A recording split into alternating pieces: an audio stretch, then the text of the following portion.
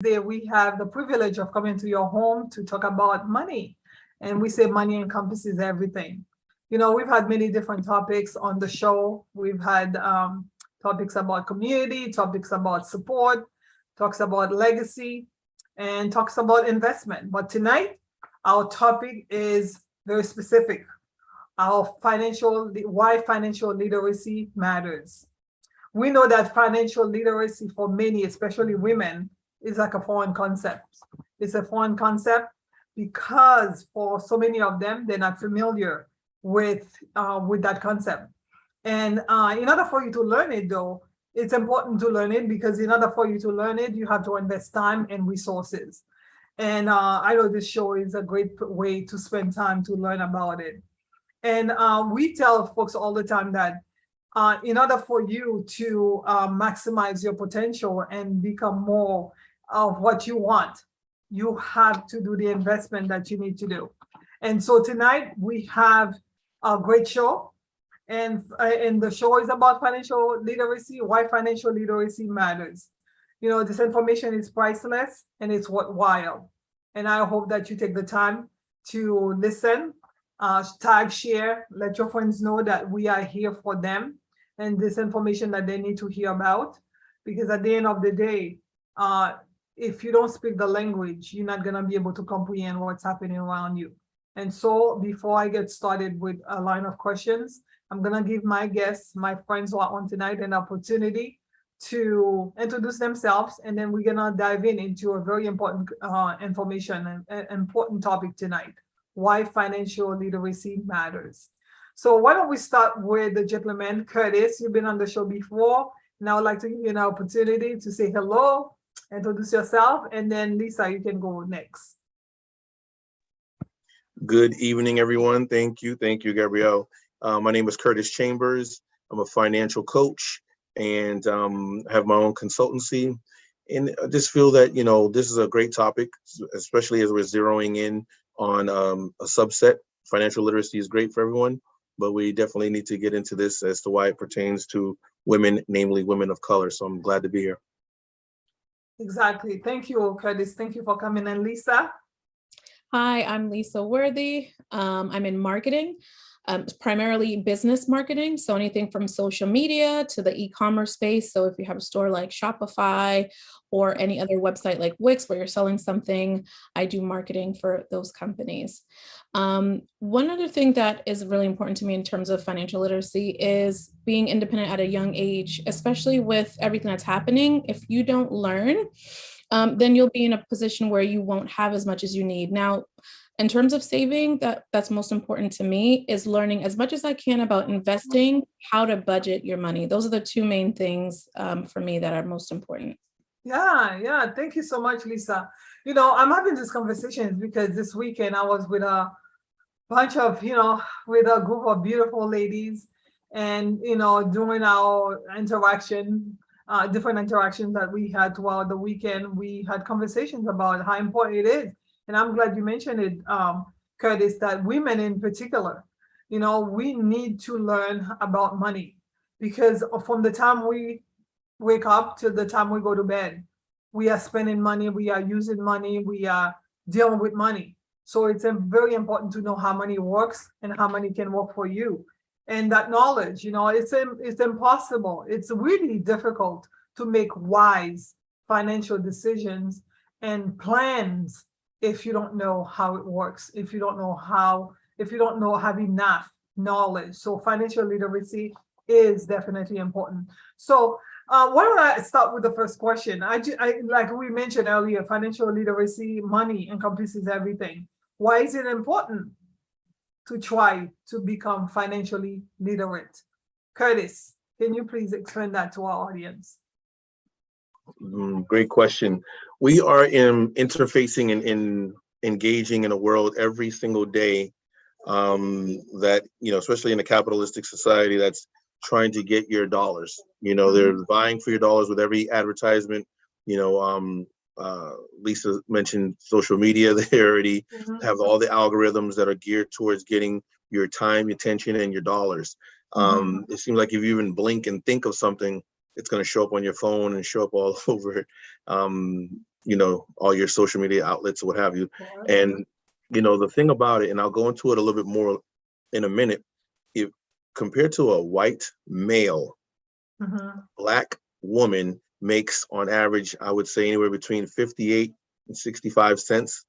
So we're already in a situation where that woman has to do more with less. And imagine that in a world where inflation has now put things through the roof. So when you go to the supermarket, you don't get to say, well, I'm buying cereal, but I'm a Black woman, so I know it's $5 for Curtis, but for Lisa, it should be $3.86. No, she still has to pay the same $5. So Black women have always eternally been doing more with less since the beginning of time, just so to speak. But that's the type of thing that we're contending with. 60 cents out of every dollar, so you're already starting off behind the 8 ball. And now you have to go out there and do everything that you want to do for today, as well as for your family in the future and your retirement. Yeah, financial literacy is important because, Lisa, as a woman, and this show is not only for women, it's for everybody, but the truth of the matter is we are at the bottom of the pyramid, especially Black women, in terms of financial resources. You have to learn about retirement. You have to know about, checking account, having a budget and all that stuff. How important was it for you? If you're still learning, let us know. But how important was it for you to become or to make an effort to become financially literate? Yes, I am definitely still learning, but it was important to me because I am first generation here. And there's a lot of things that your parents tell you they have been doing more with less. At the same time, they could make their money work harder for them instead of them working harder. That's the difference or the opportunity that I have as opposed to maybe my parents did before. So having it's access to information and resources that can allow you to step ahead. That's even to the salary that you were referring to, Curtis. When you're young, doing the research that you'll need for your role and not being afraid to ask for what you're worth in the role as well. So that way you can try to mitigate some of those discrepancies there, some of those gaps. Financial gaps. So that's why it's really important, because it also shapes the rest of your future, how early you can retire, what you can do with your money later on. Yeah, because at the end of the day, it's the idea of becoming a responsible adult. If you don't know what you need to know about your money and how your money works, you cannot become a responsible adult. Financial literacy is very empowering. Because the fact that how much money do I need to survive or to live? How much money do I need to live today and in the future? Because we're planning for today and our retirement, right? So being able to assert yourself and go to the employer and say, listen, I know I've been working here. This is what I'm worth. I would like to give you an opportunity to do what's right and pay me what I'm worth. In order for you to do that, you have to know what you're working with, right? And also just every single day, we have to learn how to pay bills. So financial literacy is so important. But of course, of course, Curtis, I worked in banking for many years. And the other day I was scrolling through my Facebook page and I saw you and your beautiful daughter at a bank. And the caption or the post was, she just got her first checking account, a personal checking account. And I remember, Curtis, when I was in banking, I used to have adults. That's why it's so important to be financially literate, coming to me and said, well, why can I write checks? I still have a book. Why can I write checks? Because they didn't understand the idea of, in order for you to be able to write a check, you have to have money in the bank, because the checkbook was not enough. So why is it important for you? Why was it important for you, Curtis, to educate your daughter at such a young age so that she won't be coming to me or anybody else at the bank to talk about the same thing that I just mentioned? This is something that I'm definitely deeply passionate about. I work with people who had to deal with, and even in my own family, had to deal with different forms of abuse. So I do my course is about trauma as it relates to money. And there are different types of abuse, not just physical, emotional, spiritual. I mean, and financial is one of them. And so you and I know we've had a conversation to this end where, one person is the breadwinner or the person that controls the purse string, so to speak. And when that happens, you'll get a situation where sometimes people might stay in something longer than it was healthy to do so. But they're doing it for different reasons, making decisions, financial decisions. You should never have to make a financial decision for anything. You should be able to say, hey, I'm with you because I want to be with you, not because I have to be. And so, that's one thing, just to make sure that she's aware and in control of her own finances. And like I said, the world is already waiting to devour your money. So if you're uneducated or impatient or emotional with your movements, money flows routinely from the impatient to the patient. People will set their trap and that's it. So I want her to have the knowledge. I'm not an advisor. I'm not telling you what to do. I just want you to understand. Like if you speak Creole, if you were able to just say, hey, this is what the menu says, you let me make my decision. So that's all I want to do. I just want to put it all plain, and then she can make her decisions based off of that information, having all the knowledge. Yeah, it's so important because we know that unfortunately high school and colleges, many of them, I think maybe one state. One state, Florida, now started teaching financial literacy classes, but we know that, I know my state, my high school didn't teach that. So how important do you think is it for families with young people, with young children, to start teaching them from, I think as soon as they start speaking, because again, financial literacy is a language. So the sooner you start learning that language, the better it is for you. What do you think? What are your thoughts, Lisa? I agree with that. I think I saw a program, I don't want to name names, where they were teaching the kid how to have they have an allowance, and they have 3 different buckets or different buckets that they could put their money in. One for tithing and giving, one for saving for something that they'd like, and another type of savings for a rainy day or something to that effect. I remember seeing that, and the effect of what that had on the child and how they learned how to manage their money and also how to earn money as well, and creating opportunities for themselves. That's something that if it's ingrained in you early, there's nothing that you'll be able to think wisely and make wise decisions about how you want to use your money. Parents kind of just tell you, save your money, or they don't tell you anything at all. And when you get to college, the first thing you do during orientation, there's these credit card companies or banks telling you to open a checking account, but there's no education around that. And that's really the goal. So not having that education can put you in a trap of debt, not feeling frustrated because you're not sure how to manage your money, and also leading to what Curtis alerted to, which is emotional spending as well. Definitely learning early on how to balance a checkbook. So, if you don't have money in the bank, you cannot write a check. So you don't have to deal with the overdraft fees and all the other things that could come with it. Not being able to open a bank account later on if you overdrawn your account so many times. We can go on in terms of like the different types of financial products. We've had shows here about retirement planning, investing, those are financial literacy conversation you should be having. Like even if you have a life insurance policy, how does it work? In terms of, make sure that you have beneficiaries set up properly. Estate planning. I know I had a conversation with my mother. She's like, oh, someone told me about estate planning. I'm like, okay, mother. How many conversations have we had? But you know how it is, right? The prophet has no honor in her own home, right? So, but she came to me she's like, you know what? I heard about this. And I should be. I need you to set up an appointment with an attorney for me because I want to start planning this way and that way. And I was happy. It doesn't matter where they're getting it from. It's good that they're getting it from somewhere, right? So going back again to my mother, women in general, Curtis, women always delegate that financial responsibility. Financial responsibility, family. The responsibility of financial responsibility at home to a spouse, typically a husband, and for those who have other partners, to the one, quote unquote, who's the smartest, right? I don't want to do it. She's smarter. I don't want to do it. He's smarter, right? What are your thoughts about that? You think that even if you're in a marital or partnership relationship, that both partners should know?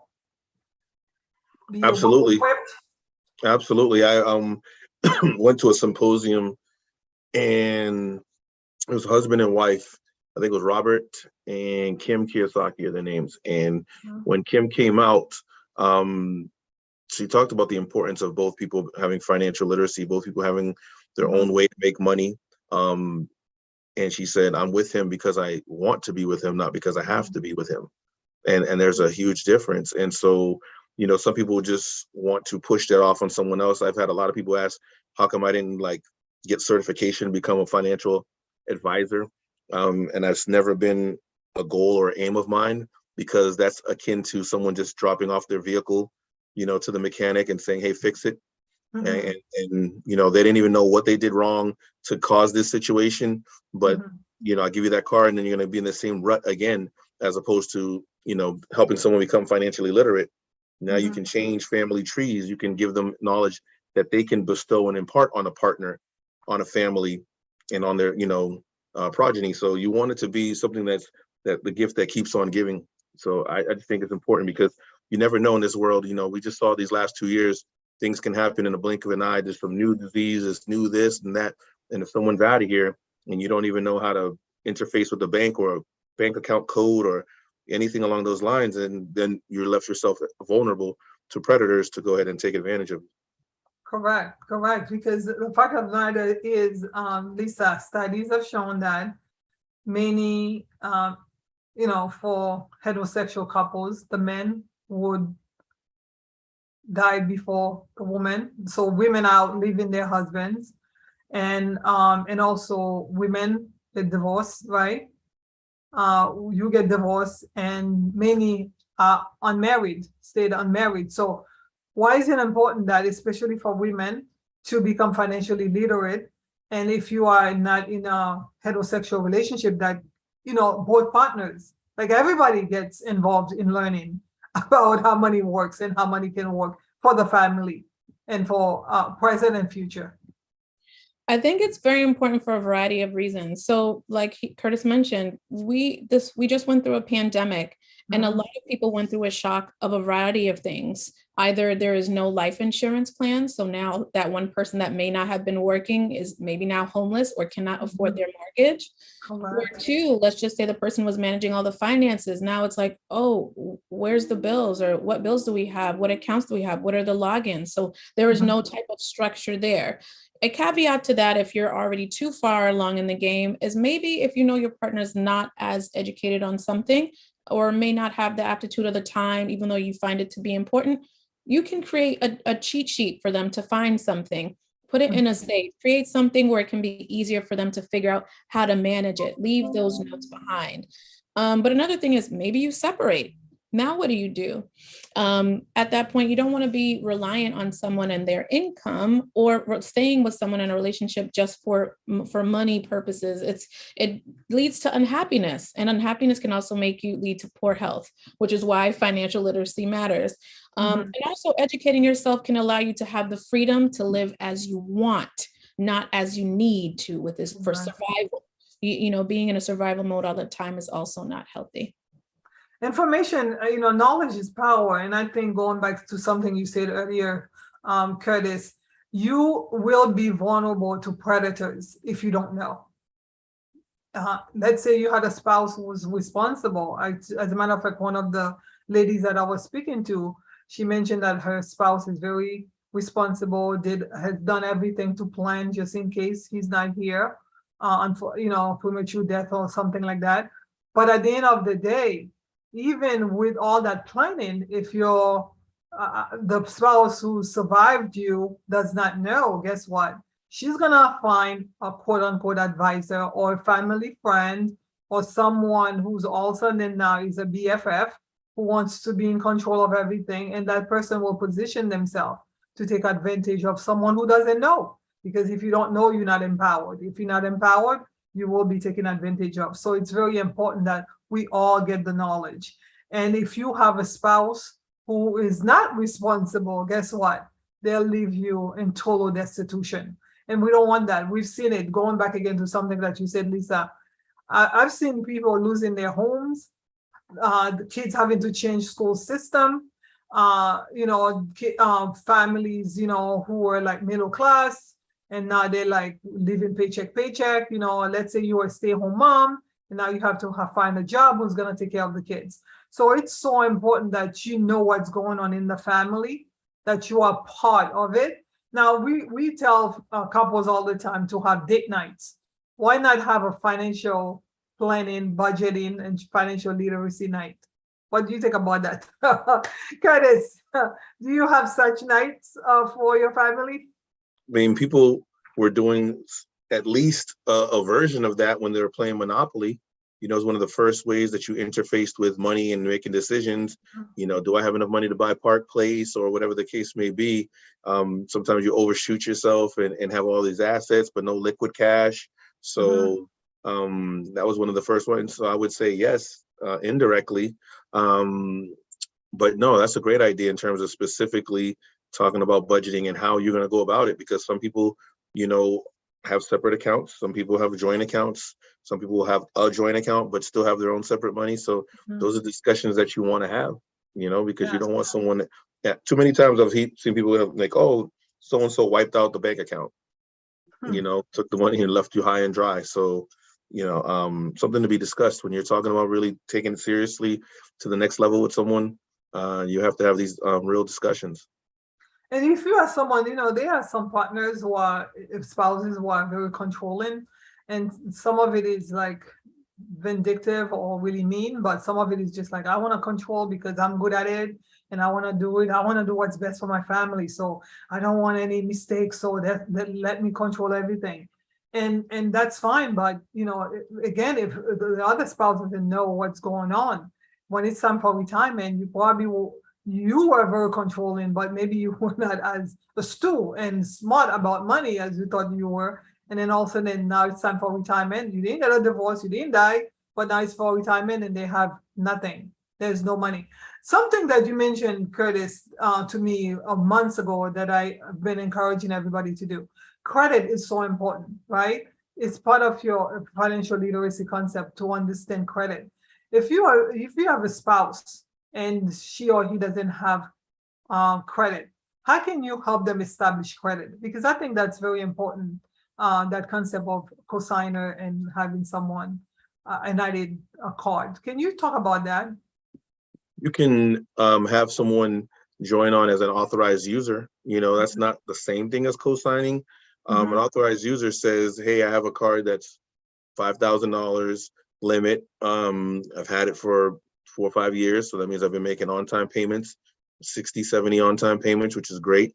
My utilization is low. Utilization just means how much of the 5,000 that they're granting you are you using at any given time. So if you're doing what the rule of thumb says, which is keeping it at about 20 or 30%, then you're only using about $1,000 out of that 5,000. So you're healthy as far as that goes.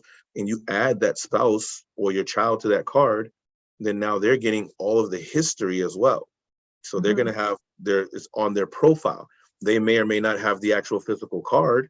That's up to you, the individual, if you want to give them that card and that leeway to spend the money, because you're liable for any spending that's done on it. But even if you don't give the card, if you just have their name on the profile, then they're going to get the benefit of all those 60 on-time payments, the fact that they're responsible with the limit versus how much they're using. And that can really boost your score, because the number one thing that you're judged on is on-time payment history and how much are you using. That's 65% of your score right there. So just by adding that, you can already boost someone up and give them a profile, if they have a thin profile. So you're saying it's as easy as picking up the phone and calling your credit card company and say, like, my spouse is so-and-so, and I would like to get her a card as a user, right? Authorized user. Authorized user. Can you please send a card? Yep. In her And name, some bank, absolutely. Name. Yep. And absolutely. In some bank, you can do it right on your own, on the website, online banking, some of them. Yeah.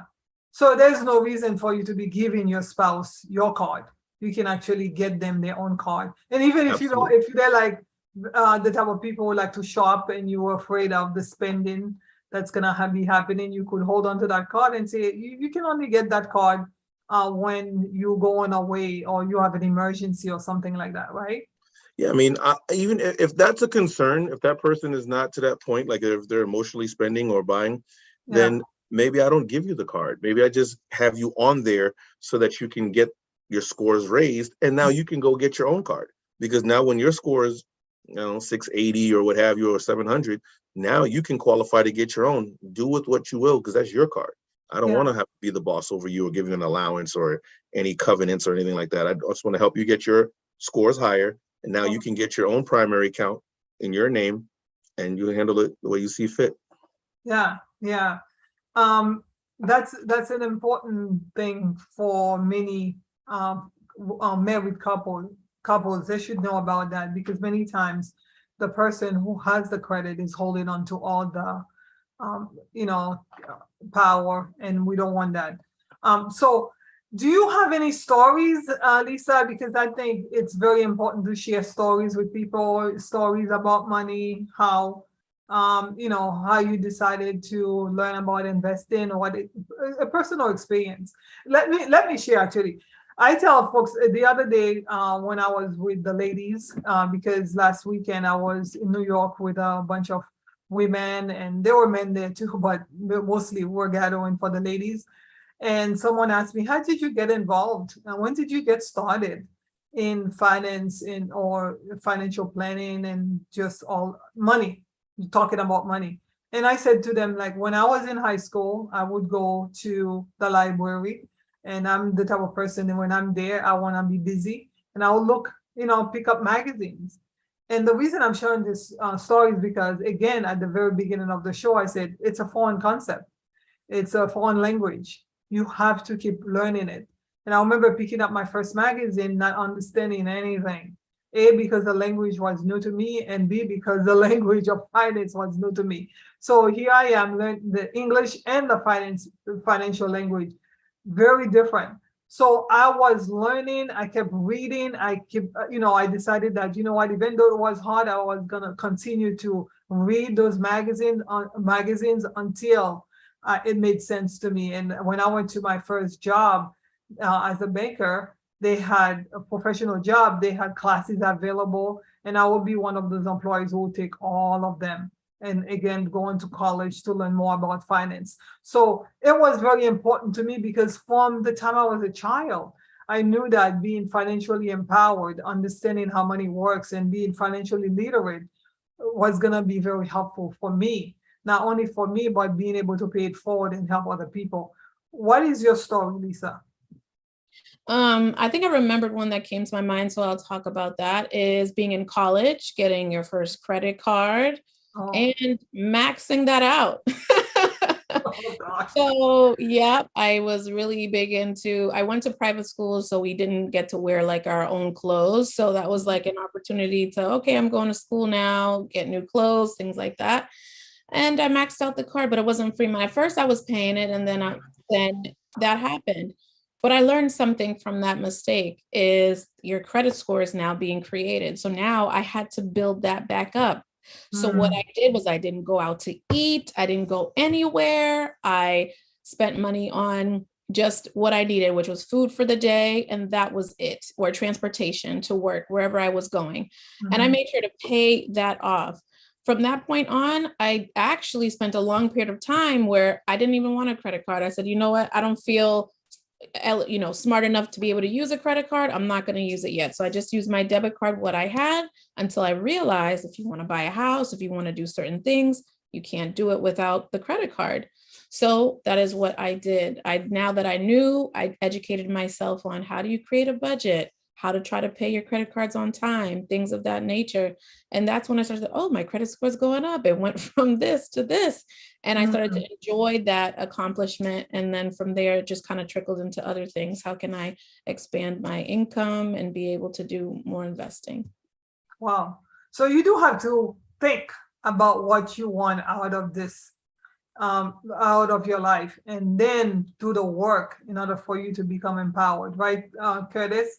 Because obviously, if you're thinking like so many who perhaps are watching, or so many are going to be watching, saying, I don't want to have anything to do with credit. Let me just stay away. Let me do cash.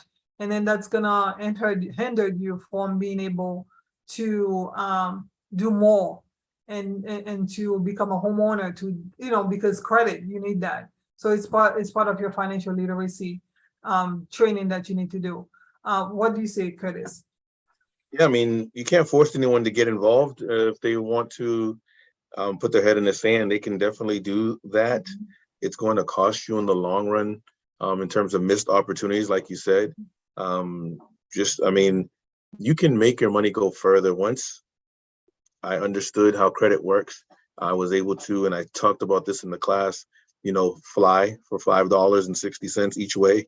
Why? Or Because credit card promotional bonuses and things of that nature, without having to use my money for the promotional bonuses, learning how to use group economics. And so, we're all out to dinner, and you always hear people say, "Hey, you need me to cash app you?" Sure, sure, sure. Lisa, Gabrielle, y'all cash app me. Why? Because now that $300 bill is going on my credit card, but I was only responsible for, let's say, 100 of it. And as you do things like that, now you get to that spend, you get all this boatload of points, you can travel for free, and now you can save your money because now you're traveling places and you didn't cost, because the credit card company's thinking, well, he's going to buy new TVs and jewelry and Michael Jordan shoes to get into debt to get to that spend. No, you don't win if that's the case. You want to use other people's money, get to that spend, 100,000 points, and now you can start traveling the world. There are people that do this, way to much higher degrees than I do, but I've been able to save my money because now my money goes further. If it only costs me $12 to fly back and forth to Florida or what have you, then my money's going to other investments, and that's why those investments can give me a return, during down times like this. So it's a self-fulfilling prophecy of self-sustaining in a positive way. yeah. And the idea, I love what you just mentioned. You do one thing and that one thing will lead to another. But you gotta start somewhere. Start by doing something so you can empower yourself, get educated about the different concepts and the different ideas of how money works and how money can work for you. So what are some of the resources that you've attempted that you've used, Lisa, to educate yourself? Maybe you could give some of our viewers an idea as to what are some of the resources that you've used to become more and more financially literate. Reading is one of them, and also YouTube was one of them as well. So for reading, The Psychology of Money was one of them. I learned a lot from Dave Ramsey's books as well. I think there's also another one called Smart Money by a lady who does like a money show on CNBC. I forgot what her name was, but Ullman, maybe Susie Ullman. Yes, Susie Orman. Thank you. Follow her too. Yeah. Blank. Yeah. So reading some of those really put things into perspective, and then it kind of just snowballed from there. So that was one of the things that I did, was reading, and also taking a true assessment of where you are. How much money are you bringing in? Actually writing down what bills you actually have. And then once you actually see it, oh, what can I cut back on? What can I do more of? And then searching for hacks.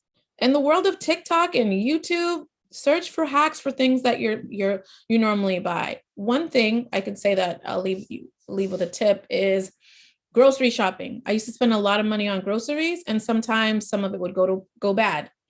So what I did was, what are the things that I typically like? How do I like to eat? Once you have a structure of what you like to eat 5 days out of the week, maybe on the weekends you're a little bit more liberal, then you kind of search to see who has the best deal and shop during the week, not during the weekend.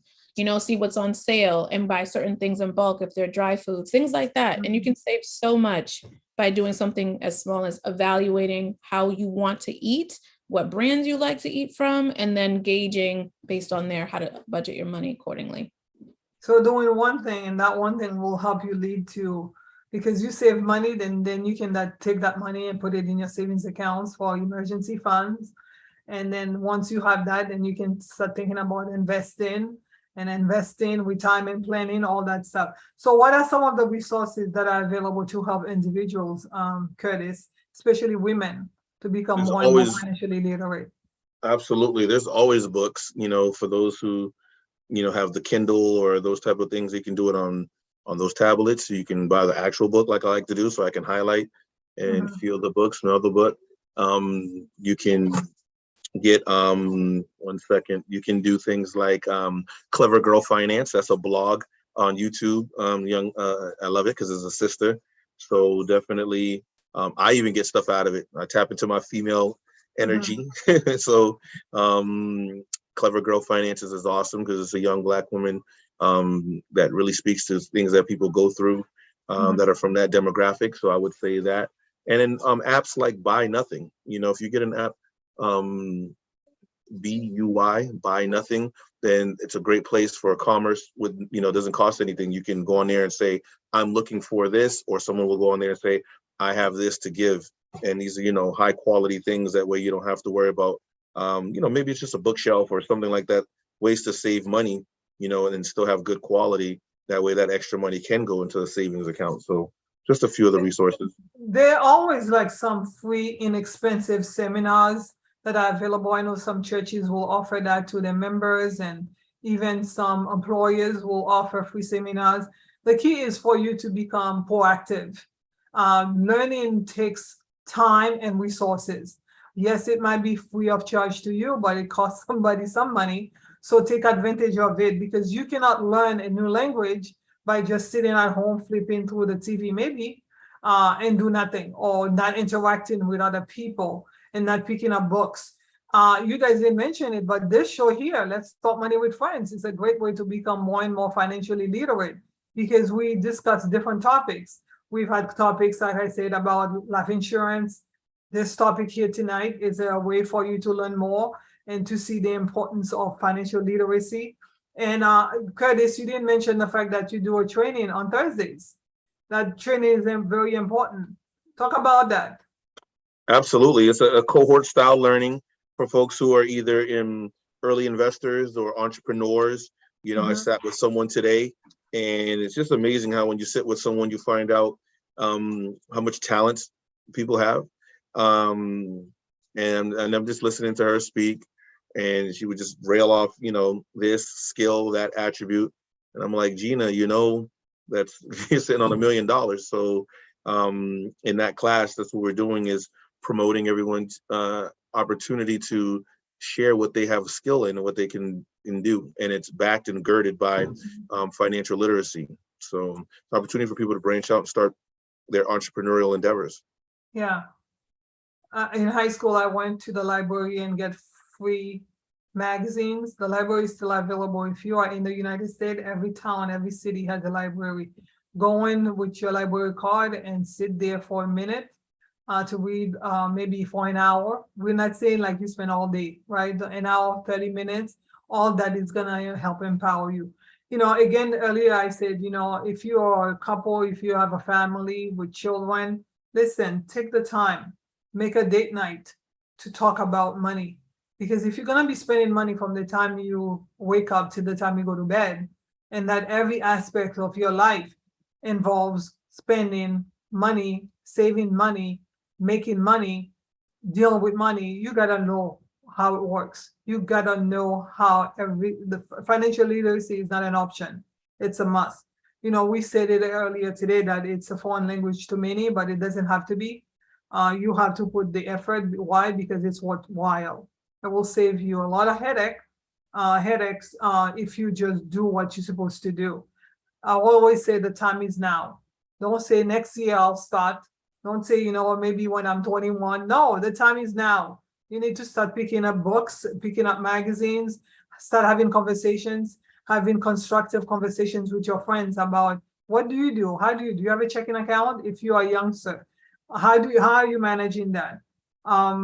Yeah, you don't want to wake up one day and realize that you did not have enough knowledge, and now you're paying a high price because you lacked knowledge, because the spouse is no longer with you, and now you have to figure it out, and you are at the age where it might be a little too late to figure it out without being taken advantage of.